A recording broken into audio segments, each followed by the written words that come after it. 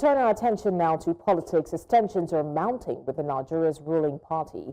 Former members of the defunct All Nigeria People's Party, a key bloc in the APC merger, are warning President Bola Tinubu of a possible political fallout if their demands are not met. Now, speaking at a press conference in Abuja on Monday under the banner of the Association of Former ANPP Members, the group accused the Congress for Progressive Change and the Action Congress of Nigeria blocs of systematically marginalizing their faction, both during the Buhari administration and now under Tinubu. Reading a communique on behalf of the group, National Coordinator Professor Vitalis Ajumbe said the vice presidential slot must remain with the ANPP bloc, calling it non-negotiable. He expressed frustration that despite producing key figures like Vice President Kashim Shettima and Governors Babagana Zulum and May Malabuni, the bloc has been excluded from Tinubu's key appointments. The group announced plans to begin consultations across state and zones to brief their members and decide on future political steps. And now to discuss this apparent cracks within the APC, Taiwo Olapade joins me now in the studio. He's a public affairs analyst. Very much welcome, Mr. Taiwo Olapade. Thank you so much for having me. Thank you so much for joining us. And now, I'm going to start off by quoting Professor Ajumbe and his group made some very strong statements, and they recently said that, okay, let me just leave the quote out, but can you help us understand why the former ANPP bloc feels so sidelined within the APC? Well, excuse me, thank you very much. Let me just simply say that what is coming out from political arena at the moment is just pure politics. It's just pure politicking that is unfolding ahead of 2027 presidential election. And I'm not surprised as a watcher in that space, in that political space, as someone who also have monitored election for, for ages, for decades, and also very close to the political cycle in the country. I'm not surprised, and this is also not unexpected as we build up to 2027 presidential election. I'll also quickly touch on, you recall that a few weeks ago, our two former SGM, not the Secretary to the Government of the Federation, Babachir Lawal, and this other one, Boss Mustafa, also, they came out to say that President Bola Tinubu did not win the election for former president, now late Muhammadu Buhari, that Buhari already had about 12 million standing votes, and the contribution of Tinubu was just about 2 million or 2.3 million thereabout plus. But if my memory also serves me right, Buhari contested on 3 several occasions that he did not win. It was on the fourth attempt that eventually, this coalition, the coalition of the APC, and because of the prominent role played by the current president, Bola Ahmed Tinubu, that's what gave him the victory. But already, so that's why I said what we are hearing now did not start today. It started way back. And if you permit me, it's just like trying to also demystify that it wasn't Tinubu that assisted the late president to win that election back to back. Even when, after winning in 2015, about 2 years into that administration, at the point they fell out. But when 2019 approached, the former president also romanced Tinubu again, and he also returned to them, and the rest, they say, is history. So for the faction of the ANPP and even the CPC in the current leadership of the All Progressive Congress now talking about the fact that, and specifically, they're also saying that the president must retain the current Vice President, Senator Kashim Shettima, that it should be a joint ticket, come 2027. But we have also heard that, of course, that the Congress of the APC will first elect the president, that whoever emerges as the president will now decide who will run as joint ticket. But already we know the party politics among Nigerian politicians and the like. But all these games are just for each of them for their selfish interests, not particularly in the overall interest of we Nigerians. So I'm not surprised that they're also playing these cards ahead of 2027 elections. So I'm glad that you talked about the ticket for the vice presidency, because the group has also insisted that the vice presidential slot should remain within the ANPP, and they even called it non-negotiable. What is the historical and political reasoning behind that demand? Well, the bottom line is, whether we like it or not, even recently, some people are already saying that the president is likely to drop his vice, but we also saw the way the president also gave accolades to Senator Kashim Shettima, his vice, during the emergency neck meeting of the All Progressive Congress that took place right there in the presidential villa. He commended him openly.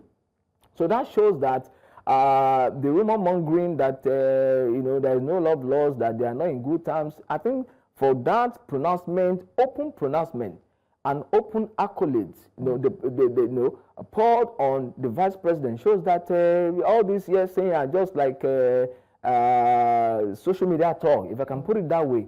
The president has not come out in a definite term that my vice is not going to run with me. It's just all these political permutations. But whether you like it or not, just like I said, our crop of politicians that we have now, they think first about themselves. And the president is also not excluded in this game, because it will always, you can see the Muslim ticket. It was as if it was not going to fly in 2023. But because the party hierarchy leadership thought or felt like this is the way we can win that ticket, eventually they won. So if the president so desire that I will run this ticket again with my vice and I will win, so be it. So be it. So this calculation or this comment as regards, if you don't give it to him, we will pull out. If you don't do this, we will. I think that is more like a threat to Mr. President. And you don't issue a threat to particularly a sitting president. We also gathering momentum in terms of, how many numbers now. We are counting about 23 APC governors we have. And he even said that more are still coming to join them. For that reason, they've also shifted the Congress of the party till December to open grants, open room for more people who are also willing to come and join. Though we don't want to have a one-party state, because that will not be good for our democracy. We must have a strong opposition that can also put those who are in power on their toes, that can also serve like a watchdog. We can't have a one-party state, but whether we like it or not, we can see from all indications that recently about 4 senators, they come from the PDP to really the APC. Even in the House of Reps, the number keeps. Now we have about 72 senators out of 109 in the Senate. That is more than absolute majority for the Regional Progressive Congress. But then we must be careful not to eventually turn our country into one. Because democracy, the beauty of democracy, is to also have people like a shadow government that can really say, no, Mr. President, what we are doing in this regard is wrong. Please, this is the way it must be done. And whether we like it or not, the president has the final say to determine who will run with him come 2027, if eventually he also win that ticket. Because already the president has not even come out to say, I'm running. He's running. It is just the party members that are endorsing him that, he's our candidate, until there is a former Congress of the party, convention rather, national convention, where it is declared that, these are candidates and is a flag bearer. We can still say that President Tinubu is a candidate of the ruling party. Even for now, we can't say that. Okay, I'm glad that you talked about the issue of the one-party system, because I was going to touch on that. But the group has also announced a consultation across states and zones. So should Nigerians expect a new political alliance come 2027? Is this more about internal reform within the APC, or is it something new or something novel? It's already brewing. That they call it coalition, they call it collate, they call it coalition, is already brewing, particularly with the ADC, that's the African Democratic Congress. It is not a new party per se, but because of the political bigwigs that have decided to now turn the APC as the most beautiful bride now in the political space. So we can't rule that out. And it's looking more like a third force come 2027 presidential. That's why you see the political bigwigs. Now, even those from the PDP, that we consider as the most viral opposition party, have also dumped that party, to find a new bride in African Democratic Congress. So whether we like it or not, the way this election is looking like is looking like APC, ADC, and even Labour Party. I don't really see the PDP, really in this game in 2027. But we will see APC with a strong force. We will see ADC, that's the African Democratic Congress, and even the Labour Party will show a significant presence in that election, even more, because what is left of the PDP? How many governors left? How many senators left? All of them have decided to jump ship for a reason best known to them. I don't know why they are jumping ship, but most of them, and more, according to what we heard, are still coming. Recently, they lost Delta State to APC. They lost Akwa Ibom State to APC. And those are the governors. And the governors are like the leaders of the party in their respective states. So what is left of how many governors left in the PDP? Okay, permit me to deviate a little. You mentioned the ADC, right? And there's a bit of a dramatic turn of event, within that party, where we see the old members of the party questioning the new intake. Well, what do you make of that? That's why, the foundation of the way, let me just quickly go back to 2015, when the CPC, ANPP, ANC, that's the African National Congress, and even a faction of the ABGA, when they came together to form All Progressive Congress, there was no hanky-panky, there was no rancor per se. All of them came together because they already had a predetermined decision that Muhammadu Buhari would be a candidate. Though they still held the national convention where there were other candidates, that ran against Buhari, but eventually they made up their mind. But in this game of ADC, of course, we are aware that Vice President Atiku Abubakar is not giving up. We are aware that even former governor of Rivers State and former Minister of Transportation, Mr. Rotimi Amechi, is also nursing that ambition. We are also aware that, of course, Governor Seyi Makinde still remains in the PDP. He has also declared interest to also run.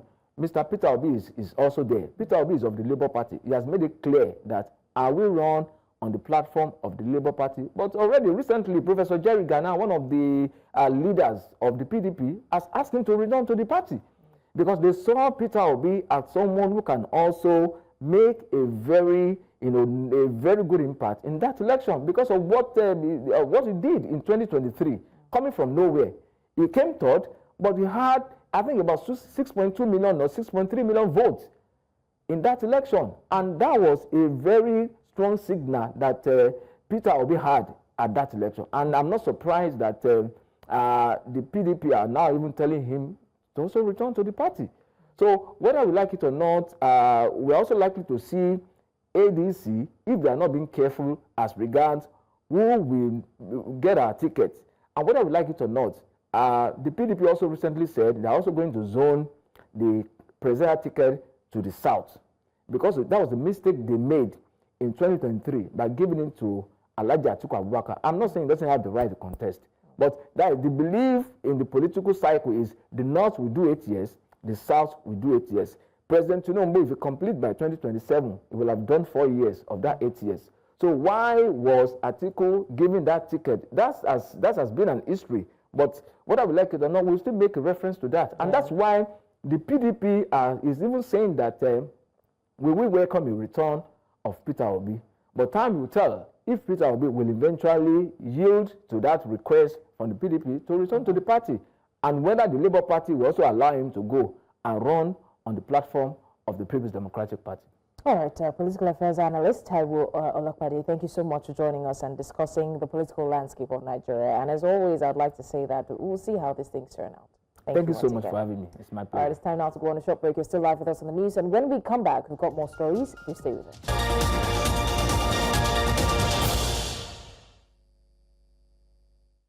Many thanks for staying with us. Now, with Nigeria's next general election less than 2 years away, political realignments are already taking shape. One of the most significant developments is the emergence of a new opposition coalition rallying under the platform of the African Democratic Congress. The coalition, led by some of the most recognizable political figures in the country, seems to be positioning itself as a third force ahead of the 2027 polls. News Central Sagir Ibrahim joins us to bring more details on this event. have seen the headlines. David Mark named interim chairman, Rauf Aregbesola as the national secretary, and Atiku, Obi, El-Rufai, all in the mix. It almost seems like an alliance of the political who is who. But what exactly is this coalition? Who are they? Who are the key faces behind it? And what does it mean for 2027? Well, let me explain it to you. The new coalition is a political alliance formed by a group of prominent opposition figures from the PDP, Labour Party, SDP, and even the ruling APC.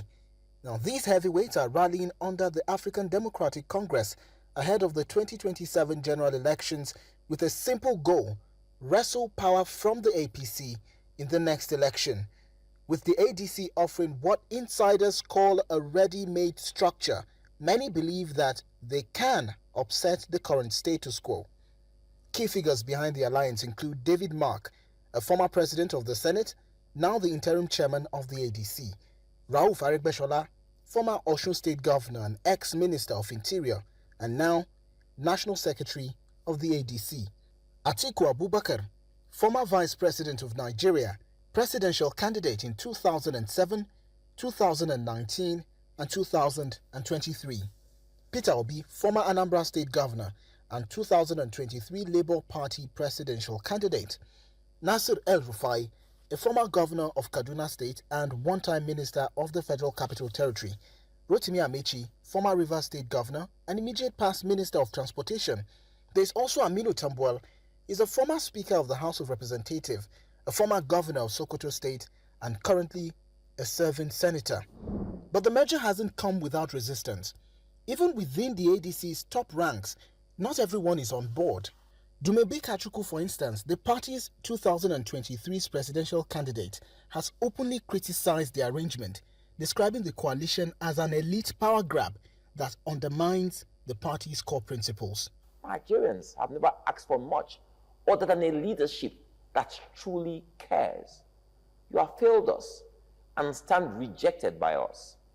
If you seek to be a part of the ADC, do the proper thing and come through the front door.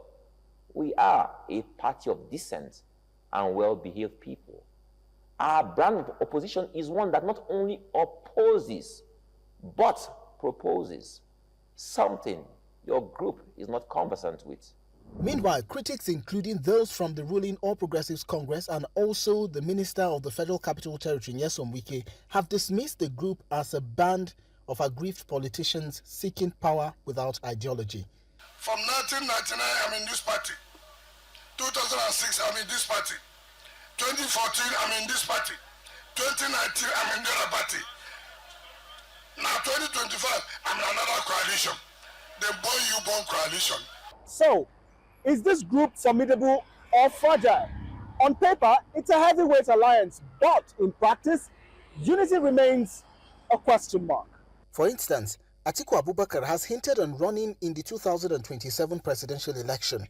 Peter Obi says he remains in the Labour Party and also intends to run for president. El-Rufai and Amechi have exited the APC but haven't formally declared their next political base. Now, analysts say zoning, flag bearer selection, and party loyalty will be major tests for this new coalition. Our mission transcends any electoral calendar. It is a commitment to build the ground rails of our democracy, to anchor power once again in the will of the people, and to hand to our children a nation worthy of their talents and their dreams. The coalition says that its goals are clear: restore national unity, fight corruption, ensure economic recovery, and protect democracy. But can it survive its own contradictions? With less than 2 years until the next general elections, Nigeria's political chessboard is already at play. Now, whether this new coalition becomes a credible alternative for Nigerians or simply a footnote in history may depend less on the powerful names behind this and more on how well it can forge a unified vision. How this will happen, only time will tell. In Abuja for News Central, Sagir Ibrahim. That was a report put together by Sagir Ibrahim on the Congress. Now, the Economic Community of West African States, through its network of electoral commissions, has met with Nigeria's Independent National Electoral Commission in Abuja. The visit forms part of ECONEC's post-election follow-up and needs assessment mission aimed at strengthening electoral processes across the sub-region. Right now, we have joining us live Aisha Saliu to give us more update on this. Aisha, thank you so much for joining us. What's the update that you can give us on this new development? Thank you so much, Blessings. Regarding updates, as you're well aware, so what happens after every election in most of the countries in ECOWAS, what happens is the elections, National Network of Elections Commissions, they deploy a team, and there is this election observation mission where they go about to look out for how these elections are conducted, because all of this is geared towards, consolidating on democratic gains and how best do we work on our democracy, if not to strengthen electoral systems. And so they do that, they carry out this mission, and for the general...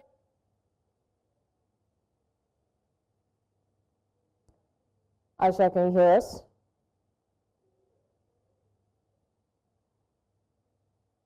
All right, we'll try to reestablish connection with Aisha, but in the meantime, the federal government may initiate a reprivatization of Nigeria's 11 electricity distribution companies if the Electricity Act Amendment Bill 2025 is enacted.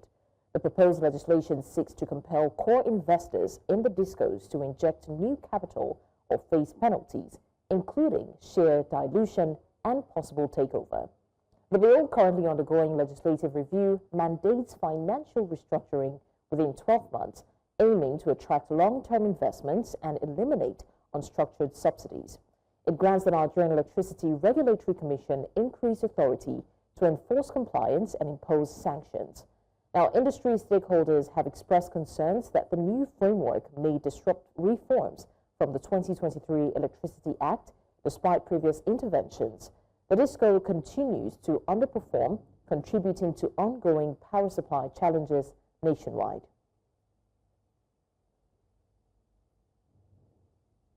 We're now joined by a development economist and investment banker, Dr. Nnemeka Obioreri, for more on the reprivatization move for Nigeria's 11 electricity distribution companies. Thank you so much, Dr. Obioreri, for joining us. Now, let's start with a big question. This bill could lead to a reprivatization of the discos. What exactly has prompted such a drastic move? Something, and the essence of the bill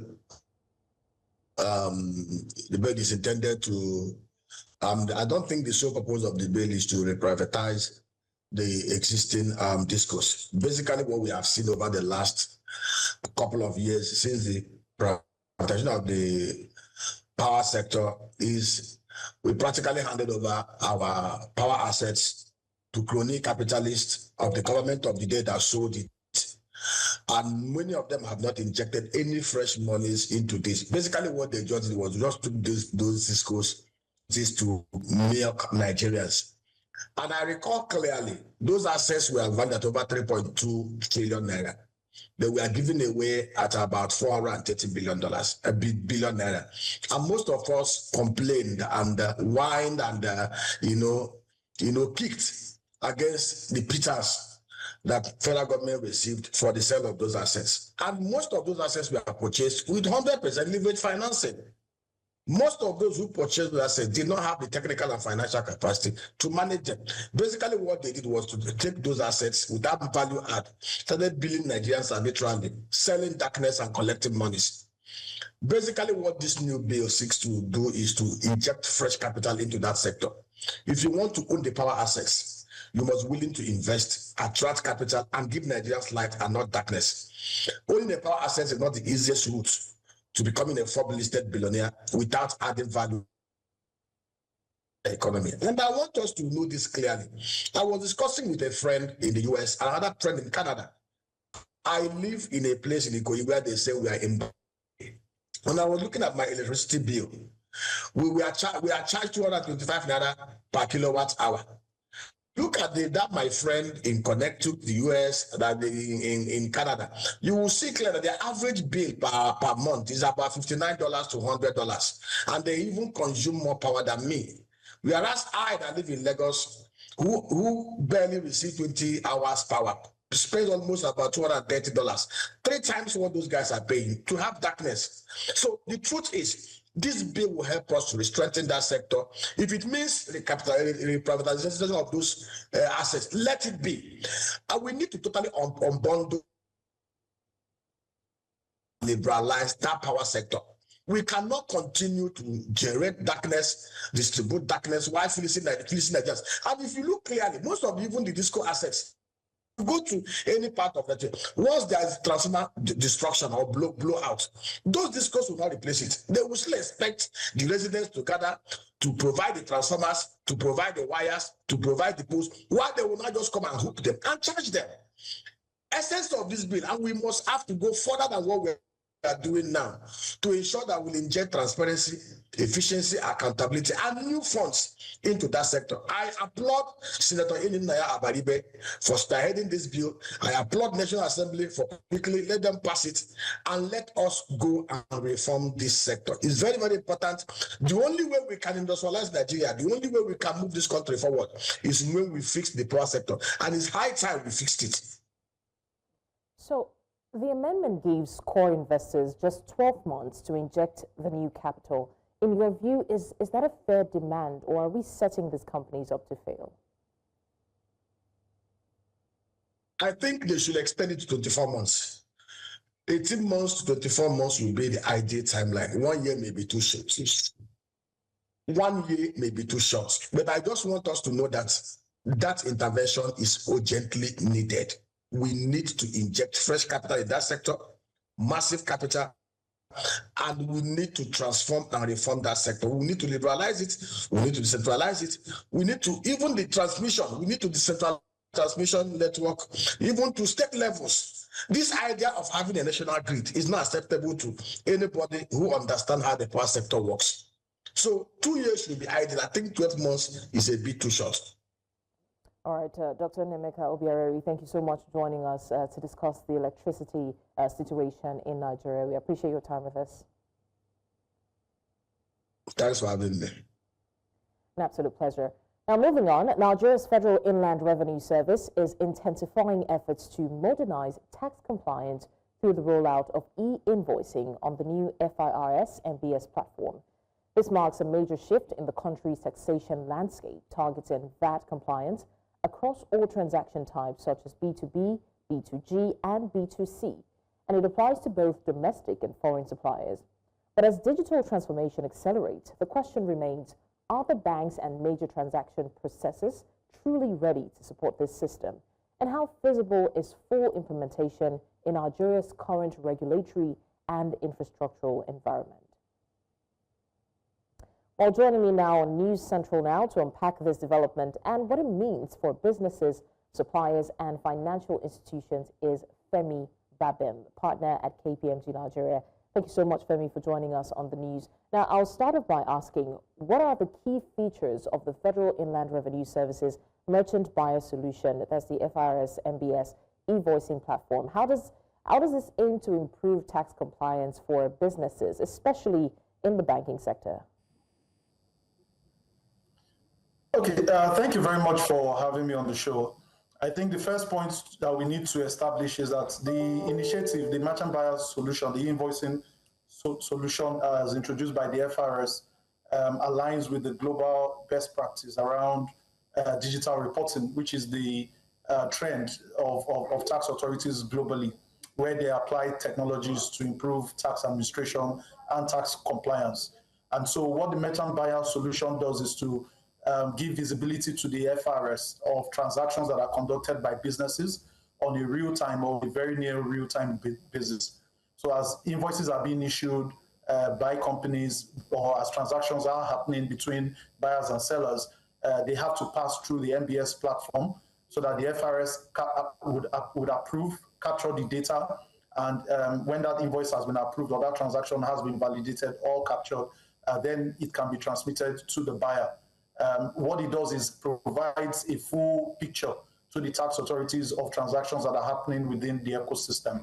And so it's a positive step. It's in line with global best practice, and it will help in terms of compliance from the FIRS side, capture more of the transactions conducted by businesses, reduce the tax leakages that we currently have, and widen the tax net. So it's a positive step for the tax authorities.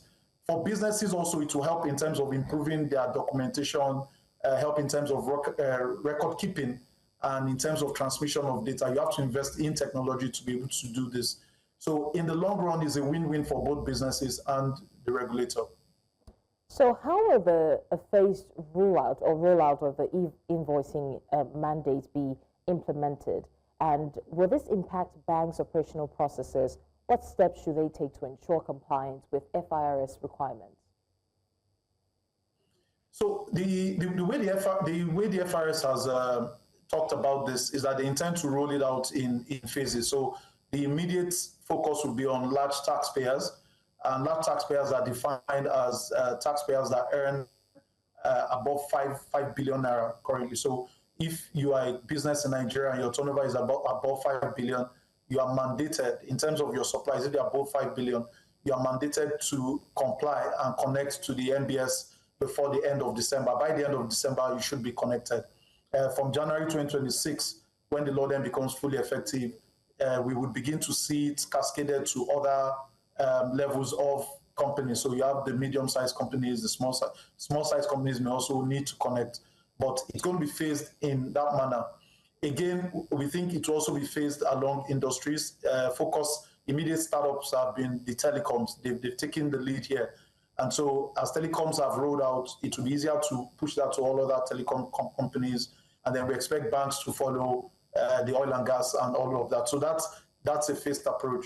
And then for businesses, to comply, you need to then invest in the necessary infrastructure. So both from a technology point of view, from a data point of view, you need to have the right IT skills and support to get you through, what the processes are. It's a technical matter, and so you need a lot of technical support to be able to get it through.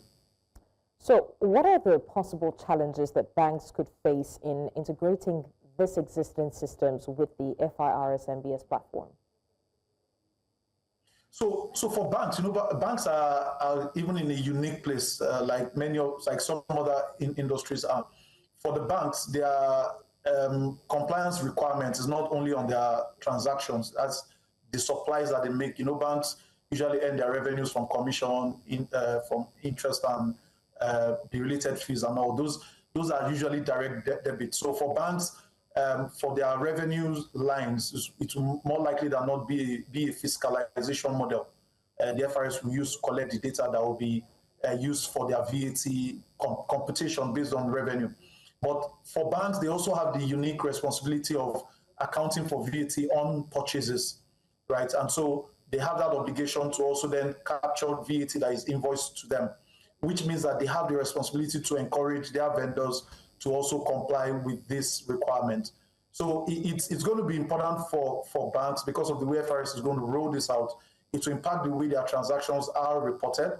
It will impact the way they interact with their vendors, and it would impact the kind of technologies that have been deployed currently to service their customers. There's also a requirement somewhere in the law where they will need to report transactions above a certain threshold that go through customers' account. That also will require a level of investment from the banks when that becomes effective.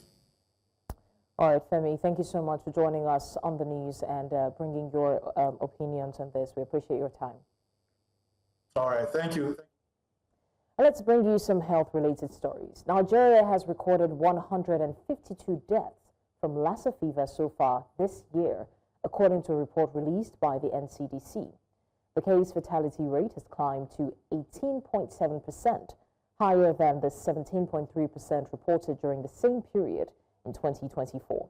Now, as of epidemiological week 28, the country has recorded 6,520 suspected cases and 811 confirmed infections across 21 states and 105 local government areas.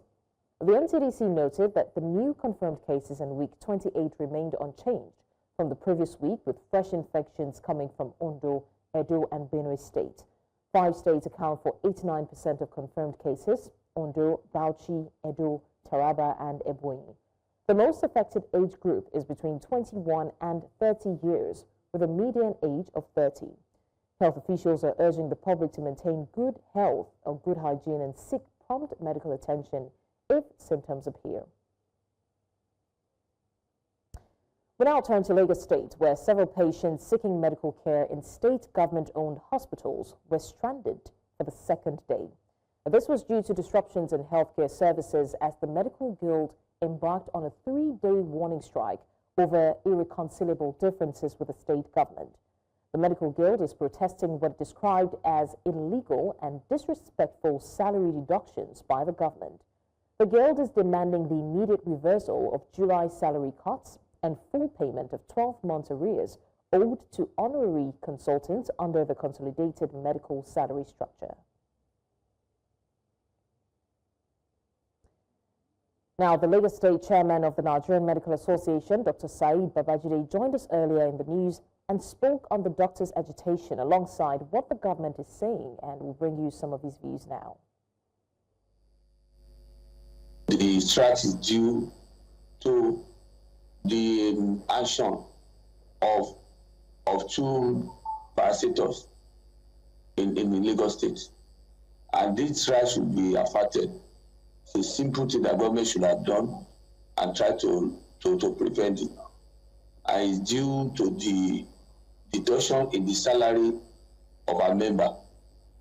It happened April this year.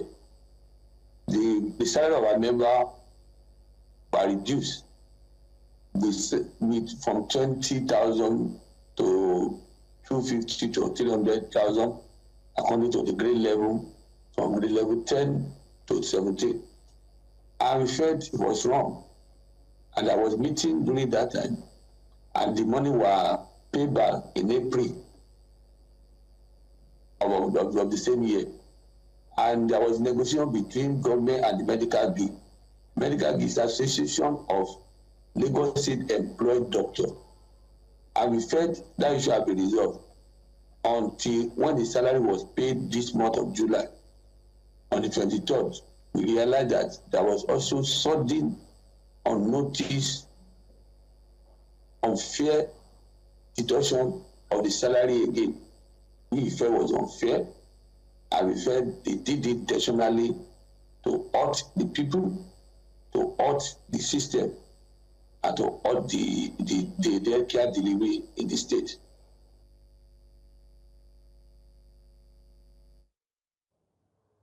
We're still on health matters. The Katsina state government is ramping up efforts to curb the spread of typhoid fever by offering free medical care to all diagnosed patients. This includes full treatment and even surgery for those suffering from typhoid-related complications such as intestinal perforation. The announcement was made on Monday in a statement released by the Commissioner for Information and Culture, Bala Z. Salisbury.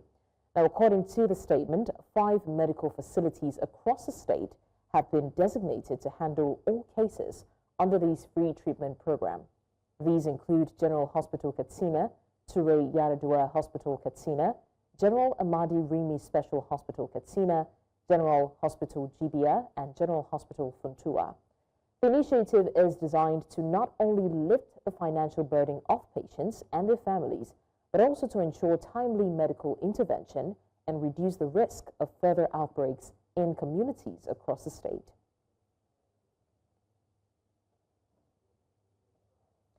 Now, a civil servant with the Federal Ministry of Works, Richard Atijegbe, who has raised an alarm over what he describes as employment racketeering within the ministry, says that he's now in fear of losing his job following his exposure of corrupt practices.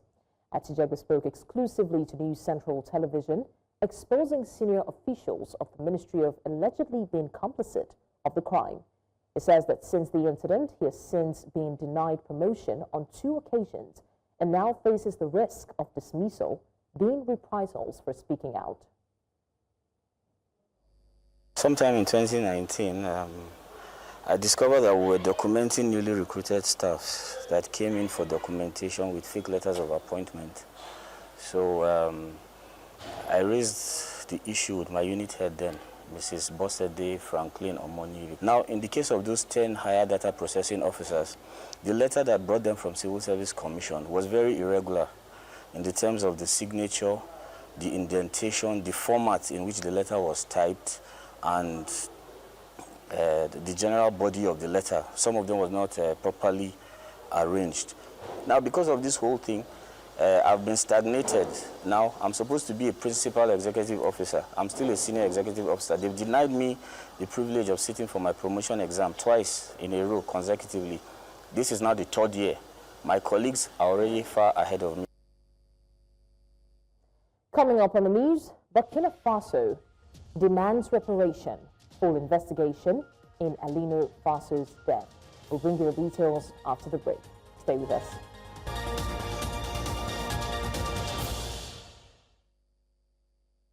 So staying with us now, tensions flared in Rwanda on Monday as the city witnessed scenes of looting, vandalism and street violence following the start of a taxi driver strike over a recent hike in fuel prices. The unrest comes after Angola, Africa's second largest oil producer, raised the price of subsidized gasoline from 300 to 400 kwanzas per litre, equivalent to about 33 to 43 US cents.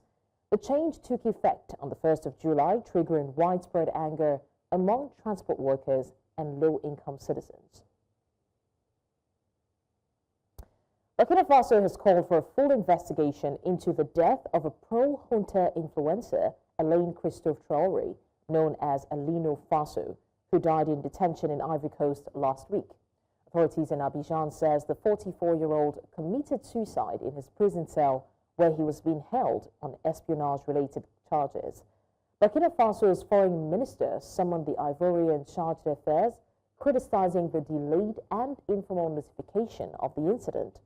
Ouagadougou has also requested the return of Alino Faso's body, asserting his Burkinabe nationality after he was stripped of Ivorian citizenship.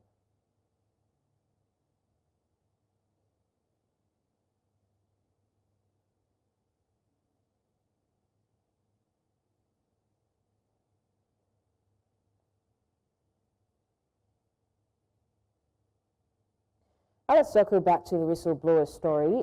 We have our correspondent, Joshua Morai, who will give us the details of that story. Joshua, thank you so much for joining us. What is the update right now? I heard the civil servant mention that he had been denied promotion for a long time now after calling out the ministry. Where are we on that? It is quite an unfortunate incident for Mr. Martin, the civil servant in question, who flagged off some alleged irregularities in the employment processes at the Federal Ministry of Work. He alleged that ever since he actually did that, took that action, he has been met with several reprisals, particularly for denying him on 2 times, and maybe the 3rd time of being promoted. Just yesterday, I was in touch with Mr. Martin, who told me that his special letter has been prepared and is waiting for signature, and pending that time, that he is on the fear of losing his job. So that is where we are. Mr. Martin is still surrounded with the fear that any moment from now he could be dismissed from the civil service, and as well being denied his job. Which we cannot put aside the fact that few days ago, Mr. Martin actually took the issue to the Senate Committee on Public Petitions. The House of Reps Committee on Public Petitions, who heard the issue, and they had some back and forth, and the entire thing was adjourned to maybe sometime September 20-something. All right, Joshua Murray, thank you so much for that. It's quite a sad situation, and we're hoping that something is done in that regard. Thank you once again.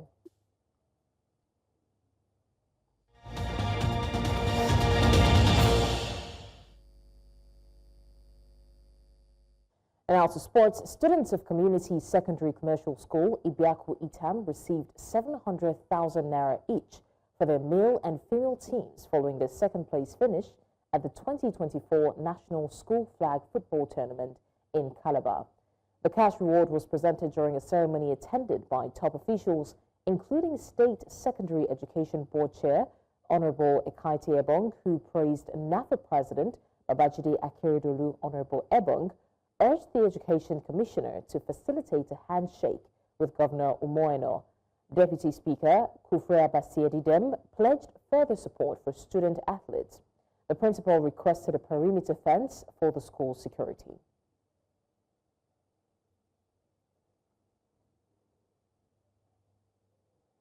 Well, that's all on the news at this hour. But before we go, let's take another look at some of our major stories. Now, we told you the tensions rising at APC as ANPP faction demands vice presidency slot, threatens exit. We also mentioned ownership of Nigeria's 11 distribution companies under threat as new investors may take over if National Assembly Electricity Amendment Bill currently before it. And finally, we reported that Angola protests turned chaotic amid rising gasoline prices and transport strike. Remember, you may send your eyewitness report to the WhatsApp number on the screen. Also, do follow us on social media. We are at News Central TV. You can watch News Central live on DSTV, channel 422, GoTV, channel 23, StarTimes, channel 274, Avo TV, and YouTube. Hey, thanks for watching. I'm Blessings Osugu.